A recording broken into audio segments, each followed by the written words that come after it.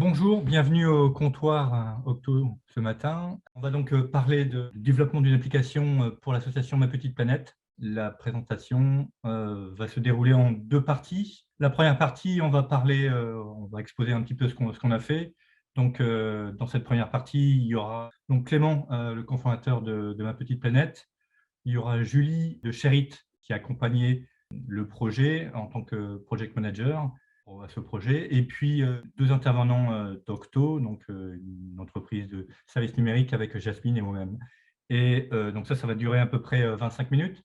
Et après, il y aura la séance des questions. Donc, on vous invite à couper votre micro et à mettre vos questions dans le chat. On y répondra après la présentation. Voilà, donc je laisse la parole à Clément. Bonjour à tous. Eh bien, ravi de vous rencontrer. Je suis l'un des 3 cofondateurs de l'association et du projet Ma Petite Planète. Et voilà, du coup, on a travaillé avec Sherit depuis à peu près juin 2021 et avec Octo dans la phase du coup de développement. On vous racontera, mais plutôt à partir d'octobre. Et là, notre collaboration s'est terminée il y a quelques temps. Je vais vous raconter rapidement ce que c'est le projet Ma Petite Planète. Donc, nous, en fait, on a créé un challenge autour de défis écologiques à vivre avec son entourage. Il y a 2 versions qui existent du challenge. Il y a une version pour les adultes. L'idée, c'est que les gens peuvent jouer avec leurs amis, leurs familles, leurs voisins en mode un peu grand public de manière informelle. Et pour info, on déploie aussi le challenge sous la forme d'un team building à impact environnemental dans les boîtes. Voilà. Et donc ça, c'est la partie adulte. Ce n'est pas sur cette partie qu'on a sollicité Sherit et Octo. On les a sollicités sur la partie scolaire, puisque n'importe quel enseignant de la maternelle au lycée peut faire vivre le jeu Ma Petite Planète à ses élèves, voilà, du coup de 3 ans à 16-17 ans. Voilà. Et du coup, nous, notre mission, quel que soit le public, c'est à la fois la sensibilisation, l'éveil des consciences sur le sujet, mais aussi et surtout le passage à l'action. Voilà, nous, on est vraiment spécialistes du fait que les gens, OK, ils vont se motiver, ils vont vraiment agir. Donc, ça dure aussi 3 semaines. Et on a pour ambition, du coup, de devenir le challenge et le jeu de référence à l'échelle européenne à moyen terme sur le sujet. Voilà un petit peu pour, dans les grandes lignes, du coup, ce que c'est. Et ça, c'est, voilà, j'ai envie de dire, ces 4 bonnes raisons de jouer, elles sont autant valables pour les adultes que pour les enfants. Nous, on pense que pour que les gens se motivent sur le sujet, il faut créer une expérience et il faut que ça soit sympa, marrant. Voilà, nous, on pense qu'il faut rendre l'écologie et la sobriété sexy. Et du coup, on fait vivre un truc un peu original aux gens. L'idée, c'est que les gens viennent aussi pour l'aspect compétition, se challenger entre eux. Alors, c'est plutôt valable pour les adultes que pour les enfants. Il y a l'aspect monter en compétences et il y a l'aspect progresser sur le sujet. Voilà où on en est au niveau de l'impact. L'idée, c'est qu'il y a déjà eu 14 éditions du challenge et on a fait passer à l'action un peu plus de 62 000 personnes, dont 40 000 enfants. Donc, on est allé plus vite sur le scolaire que sur la partie adulte parce qu'on a plus d'effets de levier. Un enseignant, il embarque d'office toute sa classe. Il peut parfois même embarquer son établissement. Donc, il y a des un super potentiel dans l'éducation nationale. Comment ça se joue très concrètement ? L'idée, c'est que l'unité de base, c'est une ligue. Voilà, et donc, la ligue, dans le scolaire, elle est entre, du coup, c'est à peu près la taille d'une classe finalement. On fait des petites équipes pour que les élèves se sentent plus responsabilisés. Alors, dans le primaire, c'est un tout petit peu différent. Et souvent, il y a une équipe de profs aussi qui joue. Comme ça, les élèves, en fait, ils challengent quelque part aussi un peu leurs professeurs. Ils adorent, en fait, battre, entre guillemets, leurs professeurs. Donc, c'est un vrai levier pour eux. Ils ont du coup 3 semaines pour valider un maximum de défis. Voilà, dans le scolaire, il doit y avoir 35-40 défis qui sont faisables par tous et qui ont un impact positif pour la planète et quelques actions un peu symboliques, malus à éviter. Voilà. Et donc, les jeunes s'organisent, ils en valident le maximum, ils le font chez eux, en classe, parfois dehors, ils s'organisent. Voilà, maternelle au lycée, 4 versions du jeu. Et du coup, nous, on a réfléchi à des formats de jeu adaptés à l'âge de chacun et surtout des défis adaptés à l'âge de chacun. Alors, je vais vous expliquer d'où on part et où du coup, on veut aller. Alors, nous, initialement, alors moi, je ne suis pas du tout technique, hein, à la base, et d'ailleurs, c'était la même chose pour MPP grand public, on a démarré sur des Google Sheets. Donc, on pense que Google Sheets, c'est un super outil en fait, pour prototyper des choses. Et très concrètement, voilà, c'est là où il y avait la liste des défis, le contenu du jeu, etc. Et l'idée, c'est que on a vu les limites du Google Sheet.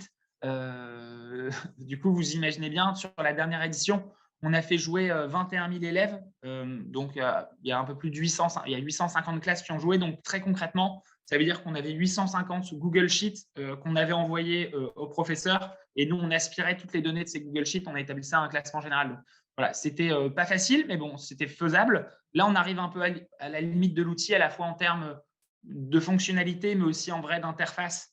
On a beau avoir un joli Google Sheet, à un moment, ça a des limites. Et du coup, c'est aussi pour ça, voilà, et voilà, pour l'expérience des profs qu'on a sollicité Sherit. Et donc, en parallèle, il y a toujours une conversation de ligue. C'est ça un peu l'originalité de MPB, c'est que les gens, ils vont échanger pendant 3 semaines. Donc, les élèves, concrètement, ils vont jouer sur, l'outil de leur école ou alors une conversation que le prof va créer. Ils vont vraiment partager pendant 3 semaines ce qu'ils vont réaliser comme défi. Ça a un vrai effet en termes de motivation et de stimulation de la classe. Voilà. Bon, voilà, les quelques raisons qui ont fait qu'on a sollicité les équipes de Sherit, Julie, etc. Bon, nous, on n'avait pas la bande passante pour en fait s'occuper du développement d'une nouvelle plateforme parce que en vrai, c'est un très gros chantier. En interne, bon, on a des équipes limitées. Pourquoi on a des équipes limitées parce qu'en fait, vous le savez, les ressources tech sont chères. Voilà, ce n'est pas un secret. On a quand même un budget d'assaut encore limité. Et ensuite, trouver les bonnes compétences pour nous accompagner dessus, ce n'est pas évident, surtout qu'on développe sur des technos qui sont nouvelles avec assez peu de gens formés sur le sujet. Voilà, donc c'est le temps, les coûts et les compétences qui font que, en fait, Sherit nous a offert un accompagnement clé en main pour passer cette étape et du coup avoir un MVP fonctionnel, ce qui est le cas aujourd'hui sur la web app, et on va vous en parler. Bon, voilà, quelques questions qu'on s'est posées. Il y a plein de questions auxquelles on se pose quand on développe un nouveau projet tech. Quelle méthode adopter, quel choix technologique faire versus… Donc, on a quelque chose, on a une application mobile pour le grand public. Vous pouvez aller voir là tout de suite sur les stores pour les adultes. Mais OK, dans quelle mesure c'est différent pour les enfants? Qu'est-ce qu'on garde, qu'est-ce qu'on ne garde pas? Parce qu'il y a des similitudes. Voilà un petit peu les questions parmi pas mal d'autres questions qu'on s'est posées. Donc, on est super heureux d'avoir fait cet accompagnement parce que c'est assez… le résultat est assez probant, vous verrez, je pense. Voilà, merci. Merci Clément. Bonjour tout le monde. Du coup, moi, c'est Julie, je suis programme manager chez Sherit. Pour vous expliquer comment on a pu répondre aux besoins de ma petite planète, je vais déjà vous partager ce qu'on fait chez Sherit et comment on le fait. Donc, Sherit, c'est un accélérateur de projets à impact. Donc, on sélectionne et on accompagne des associations pour qui la tech est une priorité. Donc, tout d'abord, Sherit est né d'un constat assez simple, qui est qu'il y a 2 révolutions qui grandissent en parallèle. Celle du digital, que vous connaissez plutôt bien, qui transforme notre société depuis pas mal de temps maintenant, et celle du for good, de l'impact, avec des entrepreneurs sociaux qui s'attaquent à la résolution de problématiques sociétales et environnementales. Le problème qui a été constaté par Sherit, c'est qu'il y a un vrai problème d'accès aux ressources tech, comme le disait Clément. Les ressources tech sont rares et chères pour une association. Donc, une des solutions pour répondre à cette problématique, c'est Sherit, parce qu'on est convaincu que si les entrepreneurs sociaux maîtrisent les codes et les outils du digital, alors ils pourront vraiment répondre à des problématiques à plus grande échelle. Donc, pour répondre à cette problématique, on propose un accompagnement qui se décompose en plusieurs étapes. Donc, la première, c'est l'étape de sélection, pendant laquelle on va s'assurer que les associations ont un projet digital qui s'inscrit dans une stratégie globale pour l'association. Ensuite, on cadre le projet grâce à une série d'ateliers qu'on a donc mis en place et développés, et une étude de la meilleure solution tech. Évidemment, on s'adapte complètement à la situation de l'association pour faire ses choix tech. Et on fait en sorte de choisir celle qui répondra vraiment le mieux à la situation de l'association.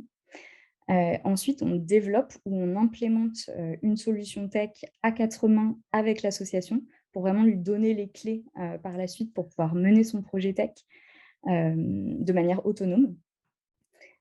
Et du coup, on s'assure que l'association, à la fin de l'accompagnement, est 100% autonome et qu'en fait, finalement, la sortie de Sherit est un peu un non-sujet pour l'association. On continue de suivre, après l'accompagnement, l'association dans la durée pour s'assurer que la solution a bien l'impact escompté, mais aussi qu'elle est pleinement utilisée à son potentiel le plus fort. Du coup, dans notre état d'esprit, ce qu'il faut retenir, c'est qu'on se positionne comme un partenaire plus qu'un prestataire. Donc, on fait vraiment avec l'association. Et Pierrick, tu peux passer le slide. Merci beaucoup. Donc, on est un partenaire de l'association. On s'assure que voilà, il y a vraiment cette cohésion qui se crée au sein des équipes pour faire ensemble. On est indépendant et agnostique. On n'a aucun intérêt à pousser des solutions plus que d'autres. On est vraiment sur l'intérêt premier de l'association. Et la troisième particularité, c'est qu'on fait travailler tous les acteurs ensemble. Donc, par exemple, sur le projet de Ma Petite Planète, donc évidemment, il y avait l'association et Sherit et ses partenaires. Et au sein des partenaires, il y a eu différentes expertises complémentaires qui ont été apportées par différents partenaires. Donc, par exemple, Wavestone nous a aidés à cadrer, piloter le projet. Octo et Accenture à le développer. Smile nous a aidés pour ce qui était maquette de la solution digitale. Et Théodo, par exemple, nous a apporté une expertise de coaching product owner. Donc voilà, vraiment, on mobilise différentes expertises sur les projets. Donc, pour vous expliquer un peu la composition d'une équipe projet autour de l'association, donc d'un côté, côté asso, il y a toujours l'entrepreneur social, le fondateur, le directeur de projet qui apporte la vision et qui va permettre de prendre des décisions stratégiques. Et il y a un product owner ou un chef de projet digital qui va vraiment être l'interlocuteur principal de toute l'équipe projet, qui va permettre d'embarquer les équipes internes de l'association autour du projet et de structurer ce qu'on va faire avec l'asso. Côté Sherit, du coup, il y a le ou la programme manager. On est 3 chez Sherit à être programme manager. Donc, nous, on est vraiment garant de la qualité, de la méthodologie de l'accompagnement. On fait en sorte de s'assurer que ce qui va être développé, ce sont vraiment les fonctionnalités les plus impactantes et les plus importantes pour l'association. Et il y a également côté Sherit un mentor qui va permettre à l'équipe projet de prendre de la hauteur, qui va nous aider à guider, challenger tout ce qu'on met en place. Et la brique centrale, c'est l'équipe en mécénat de compétences, sans qui le projet ne serait pas possible, puisque les équipes en mécénat de compétences, comme je vous le disais, c'est des partenaires tech qui apportent des expertises complémentaires et de qualité. Donc, ça va être des rôles de gestion de projet, développement, UX, UI design. On va aussi mobiliser en fonction des projets des experts autour de l'accessibilité et d'autres compétences nécessaires. Donc vraiment, pour nous en tout cas, ces projets-là sont possibles grâce à cette équipe en mécénat de compétences. Et de manière générale, les équipes en mécénat sont hyper satisfaites de venir sur des missions avec du sens, des nouveaux challenges technologiques, etc. Du coup, côté Ma Petite Planète, ce qu'on a fait, donc, comme je vous le disais au niveau de la méthodologie, c'est qu'on a commencé par cadrer le projet avec des ateliers sur quelle était la vision de Clément et des autres fondateurs de Ma Petite Planète. On a ensuite défini les fonctionnalités clés à aller développer. On a cadré techniquement en étudiant différentes possibilités de choix techniques.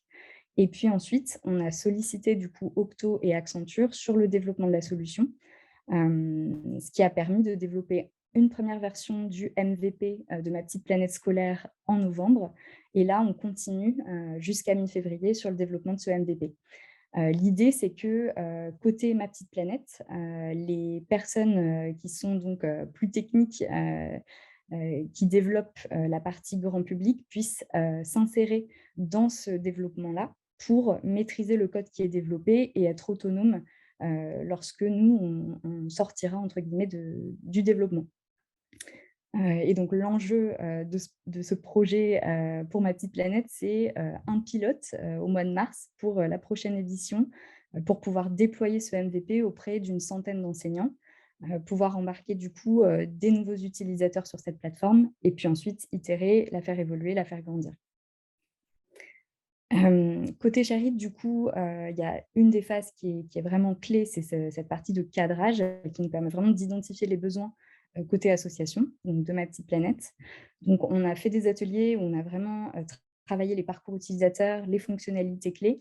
On a été interviewé un certain nombre d'enseignants. On a fait des questionnaires quantitatifs également pour aller se forger des convictions sur ce qu'il fallait faire en termes de plateforme.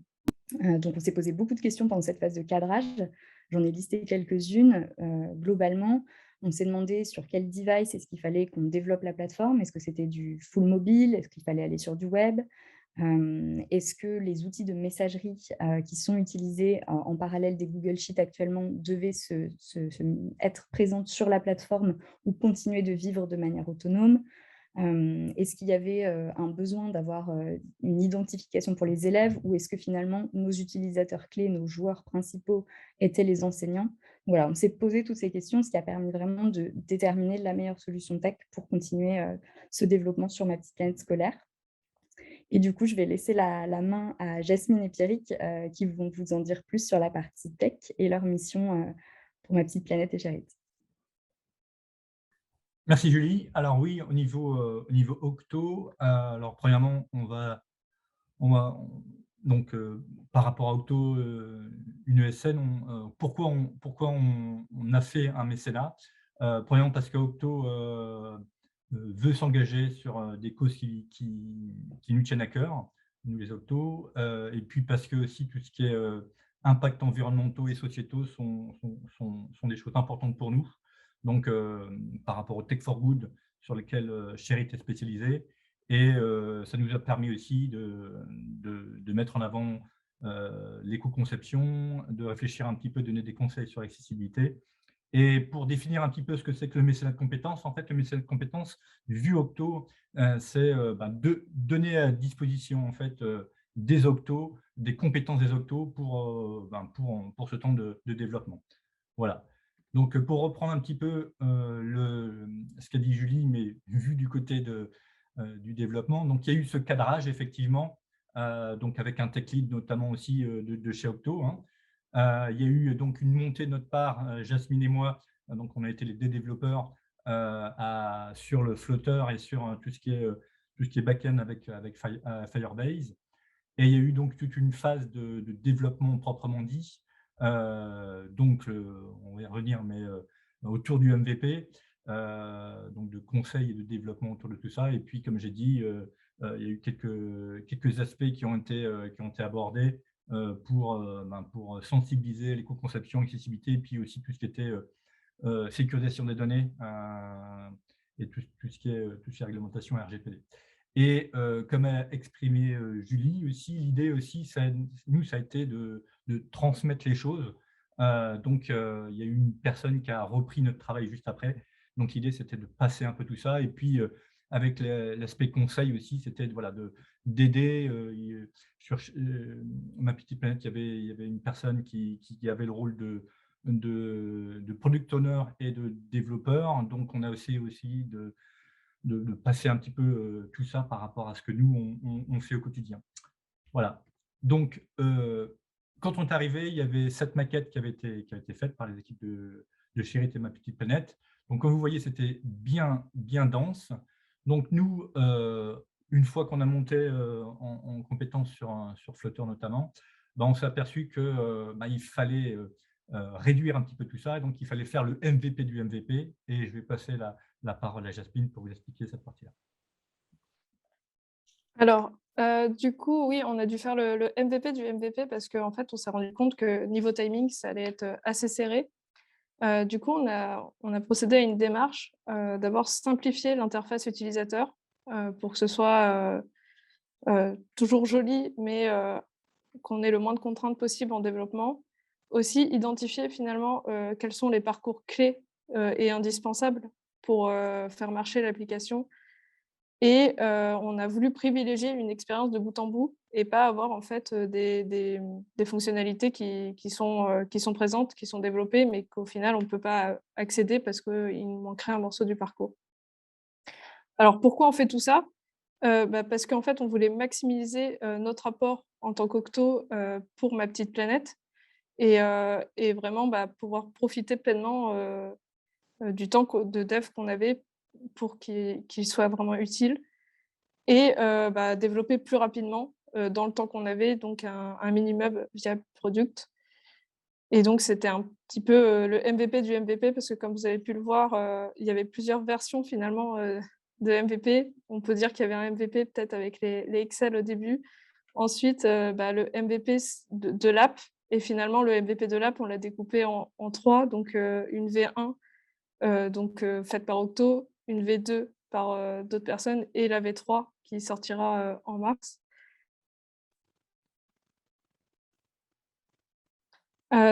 Suite à cette démarche, donc on a pu redécouper. Donc là, on a mis un exemple un peu de ce qu'on a pu faire, en fait, comme sorte de schéma. Donc c'est pas très joli, mais ça a été, très utile et donc on peut voir qu'en fait, on a vraiment, utilisé le minimum d'écran pour essayer d'avoir, le même parcours. Donc qu'est-ce que ça nous a donné tout ça? À la fin, on a réussi à développer 11 écrans et 5 parcours clés et comme vous pouvez le voir, on a mis un petit peu une capture d'écran, du maquette versus, ce qui a été développé et on n'a pas trop coupé sur le design, même si, il y a des choses à revoir. On peut voir, la taille de la police, les marges et cetera. Mais au final, on a quand même quelque chose qui est assez joli et qui peut servir déjà à faire des premiers tests, assez intéressants.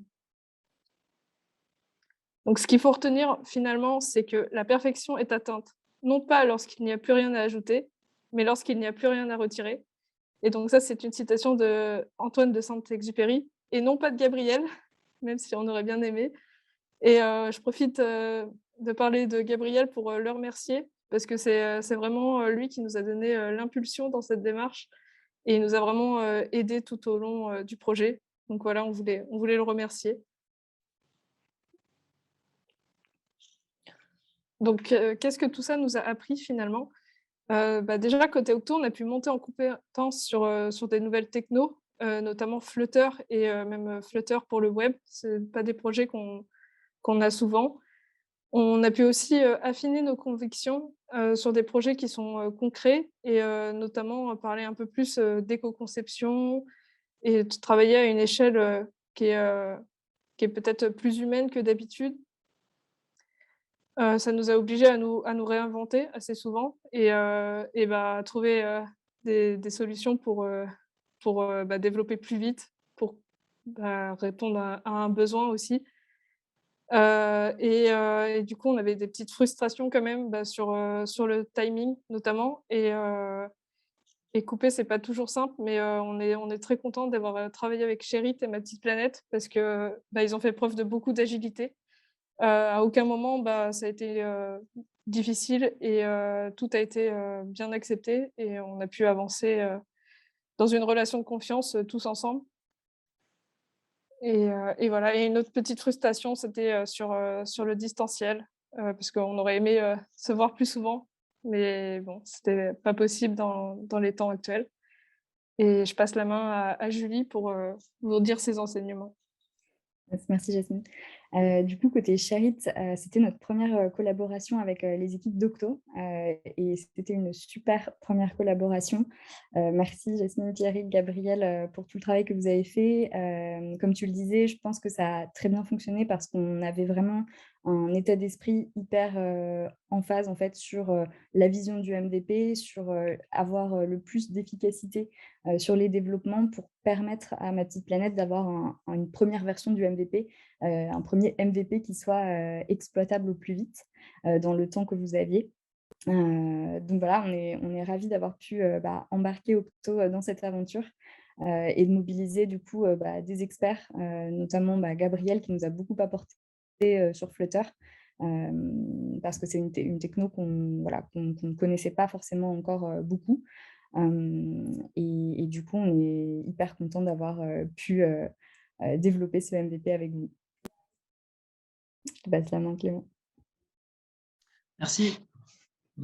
Écoutez, nous, avec le recul, ouais, je ne sais pas trop comment on aurait fait autrement. Enfin, je pense qu'on se serait toujours débrouillé, mais bon, là, déjà, sortir un MVP dans les temps, c'est-à-dire que c'est quand même allé assez vite d'avoir cette nouvelle plateforme fonctionnelle. Et nous, ça nous aurait pris probablement plutôt 1 an et demi que 6 mois, grosso modo. Ça aurait été probablement moins bien pensé, parce qu'il y a quand même beaucoup de gens qui ont contribué, qui ont donné leur avis, leur expertise sur le sujet pour bien penser dès le démarrage la nouvelle web app, on va dire. Donc finalement, ouais, Sherit nous a donné, on a mis toutes les chances de notre côté pour faire quelque chose de bien. Donc là, on est assez confiant dans le fait qu'on a pris les bons choix qui nous permettront en vrai d'avoir des centaines de milliers d'élèves à terme sur la plateforme. Ouais, aussi un autre learning, c'est que, et notamment dans un projet, il y a beaucoup de parties prenantes, comme vous l'avez vu, c'est hyper important. Et là, je pense que c'est aussi la valeur ajoutée de Sherit qui pose bien les choses, en fait, de rendre à la fois l'accompagnement et l'implication de nouvelles parties prenantes facile. Voilà, et voilà. Et l'idée, c'est d'avoir de la doc lisible, à la fois de la doc informative sur où est-ce qu'on en est, où est-ce qu'on va, mais aussi de la part de Jasmine et Pierrick, un petit peu OK, pour que ça soit facilement reprenable par nous en interne, mais aussi éventuellement par d'autres partenaires. Voilà, donc nous, bon là, c'était un gros chantier, on est très content de l'avoir fait. On aura en vrai d'autres gros chantiers. Donc à l'occasion, voilà, s'il y a des nouvelles envies de votre côté, nous on sera partant. Et 2 petits messages pour terminer, parce qu'en fait, l'objet, c'est quand même ça, c'est l'impact environnemental. Moi, je vous invite là tous à faire 2 choses. Si vous êtes parents d'élèves ou si vous connaissez des enseignants, à leur proposer, en fait, à leur parler de Ma Petite Planète Scolaire. Donc, c'est entièrement gratuit, c'est dans la mission de l'asso. Nous, on sera ravis d'accompagner les enseignants qui le veulent dans la mise en place du challenge avec leurs élèves. Donc, la prochaine édition, c'est le 14 mars. Voilà. Il y a le 14 mars et ensuite, ce sera en novembre 2022. Et sinon, là, à très court terme, ce que vous pouvez faire aussi, puisque nous, on a aussi une version adulte, c'est finalement qu'on a une édition qui commence le 31 janvier 2022. Donc, vous êtes les bienvenus aussi pour lancer une ligue avec qui vous voulez. Voilà. C'est l'occasion un petit peu de vous challenger sur le sujet, de progresser et puis de vivre une expérience transformante sur le sujet, parce qu'on pense qu'il faut, au regard de la hauteur des enjeux, il va falloir qu'en fait, on transforme quelque part un peu notre approche et notre rapport à l'écologie et au vivant. Et nous, c'est ce qu'on essaie de faire avec Ma Petite Planète. Donc, voilà, vous avez les dates. 31 janvier, là, l'édition adulte. 14 mars, l'édition enfant. Allez-y. Et on sera ravis de vivre ça avec vous. Et du coup, j'imagine qu'on est disponible là tout de suite pour répondre à vos questions. Voilà. Alors, comment on fait pour les questions? En fait, je pense que… Il y a eu des questions dans le chat, donc si vous voulez, je peux les lire. Du coup, il y a une question. Dans le cadre du projet, parfois vous parlez de MVP, parfois de l'app. J'avais compris que le MVP était le Google Sheet présenté par Clément, ou bien il y a un MVP V1 et un MVP V2. Qui a un peu répondu, je pense, Jasmine, mais je laisse les autres répondre. Ouais, c'est un peu ce que tu disais, Clément. Enfin, je pense que le Google Sheet, c'était vraiment la proof of concept. Est-ce que ça allait marcher auprès des enseignants? Vous l'avez éprouvé, vous vous êtes dit que voilà, il y avait une vraie appétence des enseignants. Et du coup, avec Sherit, on fait le MVP de l'application de Ma Petite Planète Scolaire. Sur ce MVP, on s'est vraiment concentré sur le must-have dans une première partie avec Octo. Et du coup, ensuite, il y a différentes versions qui sont en train d'évoluer au fur et à mesure. Si vous n'hésitez pas à compléter. Non, ce que je disais, mais d'ailleurs, dans vos projets, je ne sais pas comment vous accompagnez vos clients, mais nous, on trouve que c'est une hyper bonne école en fait d'avoir commencé sur un outil en fait no code et pour tester nos premières hypothèses, parce que la force du truc, c'est que je pense qu'on s'est peu trompé sur l'application mobile, parce qu'en fait, on a déjà validé énormément d'hypothèses en termes d'usage sur le Google Sheet, comment les profs ils interagissent, comment ils marquent les points, comment ils rentrent les noms, voilà, comment ils voient les choses.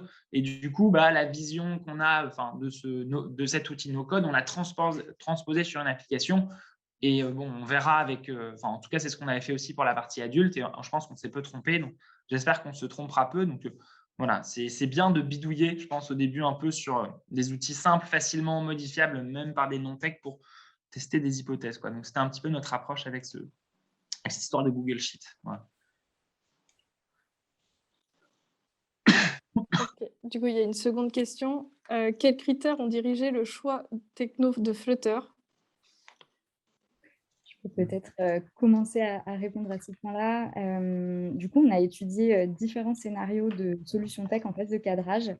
Je dirais qu'il y a 4 points principaux qui ont guidé nos choix sur Flutter. Le premier, c'était la vraie nécessité pour ma petite planète d'avoir une solution qui soit exploitable et sur mobile et sur web, sans distinction, parce que les enseignants ont vraiment besoin d'avoir tous les devices à disposition. Flutter, c'est vrai que c'est une techno qui est assez jeune, mais du coup qu'on a vraiment étudié, challengé et qui est solide. Il y avait aussi une partie qui était avoir un système d'information qui soit harmonisé côté Ma Petite Planète, puisque l'application grand public était sur Flutter. Du coup, il y avait une vraie maîtrise de la techno aussi en interne par Ma Petite Planète. Donc, c'était, entre guillemets, rassurant de se dire que les équipes allaient déjà connaître la techno pour pouvoir prendre le relais. Donc, il y avait vraiment des aspects, je dirais, très liés à Ma Petite Planète et à son existant, un souci d'harmonie du SI et ensuite les aspects vraiment ce que permet Flutter en termes de techno. Et globalement, en fait, Flutter répond pas mal au développement des 3 plateformes iOS, Android et une PWA pour l'application mobile. Et globalement, ça marche vraiment bien. On a aussi utilisé, on parle de Flutter évidemment, Firebase, alors qui est challengeable au niveau écologique pour l'instant, mais qui permet largement de bien démarrer. Et voilà, ça sera fait peut-être dans l'avenir, mais voilà, en tout cas, le Flutter et Firebase ont répondu directement à nos attentes, je pense. Ok, je passe à la question suivante. Alors, avec le recul, qu'est-ce que ça aurait pu apporter d'intégrer les préoccupations d'éco-conception, d'accessibilité, de RGPD dans les réflexions dès la phase de cadrage et pas seulement en développement? Du coup, je peux commencer à répondre. Je pense que ces notions ont été abordées avant, à la phase un peu de cadrage. Après, en fait, c'est juste que nous, on l'a rajouté dans la phase de développement parce que des fois, on voyait des petites choses et du coup, on en profitait un peu pour conseiller et pour donner nos bonnes pratiques. Ouais, je pense que c'était un bon compromis entre le temps qu'on avait. De toute façon, l'éco-conception, c'est vraiment toujours une histoire de compromis. Et puis, ce qu'on pouvait, enfin voilà, le temps et ce qu'on pouvait faire. Et puis, on s'est permis aussi sur la base de l'application qui existait aussi, de donner quelques conseils sur ce qui existait au niveau de la gestion des images notamment. Enfin voilà, les quick wins de l'éco-conception. Et puis, fondamentalement, on était vraiment dans l'esprit de l'éco-conception avec ce MVP du MVP. Donc, le fait de développer uniquement ce qui est nécessaire, là, on est à fond dans l'esprit et dans l'essence même de l'éco-conception. Donc, ne pas développer des choses qui seront peu ou pas utilisées.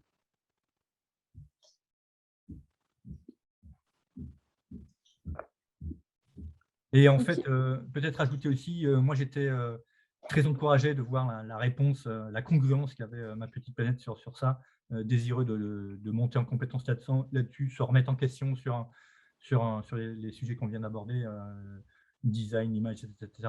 On a parlé de l'agilité, les graphistes étaient très preneurs d'informations par rapport à comment changer leur manière pour avoir des images vraiment adaptées à tout ça. Et c'était assez agréable de voir leur appétence par rapport à ce sujet.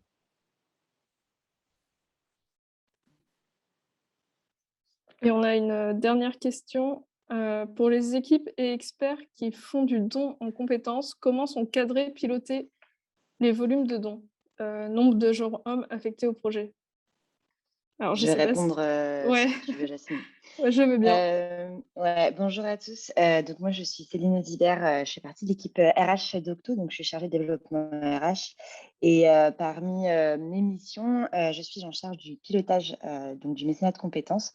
Donc voilà, on a pu faire le lien entre Chérit et les équipes Octo et Ma Petite Planète. Donc ça, je suis très contente en tout cas de ce projet.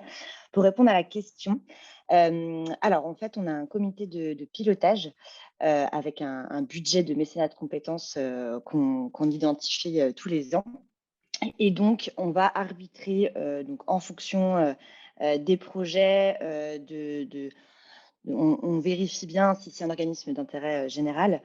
Et donc, on arbitre le nombre de jours hommes affectés en fonction des projets et des besoins des associations.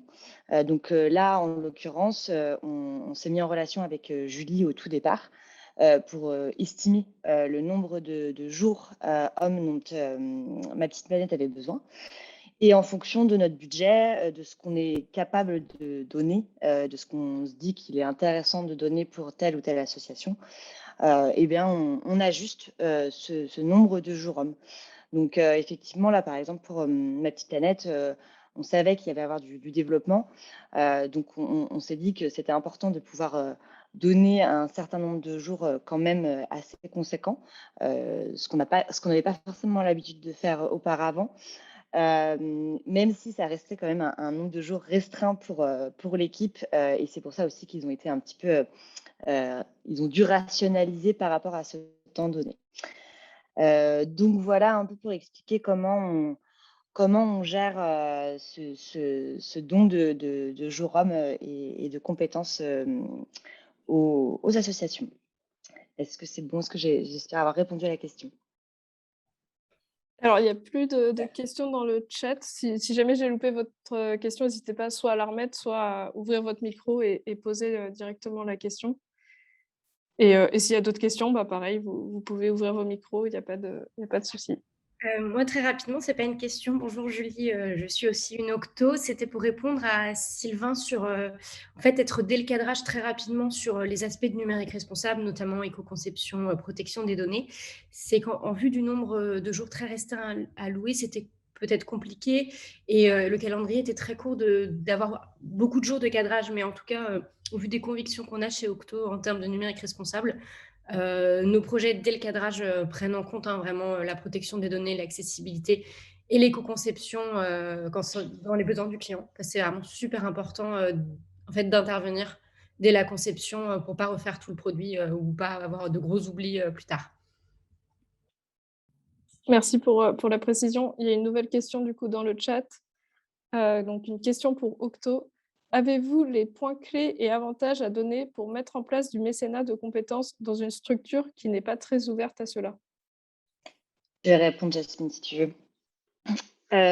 Alors, il y a plusieurs avantages à mettre en place du mécénat pour une entreprise. Il va y avoir les avantages, bien évidemment, pour les collaborateurs, qui va être de pouvoir potentiellement monter en compétences, comme on l'a vu là avec, par exemple, Jasmine et Pierrick, qui ont pu monter en compétences sur Flutter. Il va y avoir l'aspect avoir vraiment trouvé un sens aussi sur des missions qui parfois en ont un peu moins sur des projets qui sont facturés. Là, l'idée, et surtout dans le courant actuel où on a envie d'avoir un impact social et environnemental fort, avec l'état actuel de la crise aussi du Covid, où on sent une perte de sens quand même globale sur le travail. Ça permet aussi aux collaborateurs, aux salariés de sentir que ce qu'ils font ont vraiment un impact et un intérêt. Donc ça, ce sont les avantages vraiment pour les collaborateurs. Donc se sentir utile et monter en compétences et pouvoir aussi utiliser, avoir une autre vision des choses qu'ils peuvent réutiliser derrière dans leur travail, dans leur autre mission. Et puis pour l'entreprise, alors il faut savoir que le mécénat de compétences peut être défiscalisé à partir du moment où l'association fournit un reçu fiscal. Donc, vraiment, ça, c'est, on va dire, un avantage fiscal. Mais nous, c'est pas pour ça qu'on le fait. Au-delà de cet avantage fiscal, ce qui est intéressant, c'est vraiment de se dire que on a envie de participer de manière plus large à cet engouement et le fait de vraiment d'avoir cet impact positif environnemental et sociétal. Ça va dans notre stratégie, dans notre réflexion sur nos objectifs, d'être voilà, d'être dans le numérique responsable, d'être dans la tech for good. Enfin, voilà, c'est une autre façon de utiliser les compétences des Octos pour être meilleur et pour avoir un impact positif sur la société. Bon, bah, merci à tous. Et puis, au plaisir de vous retrouver sur l'édition que vous voulez. Voilà. À bientôt.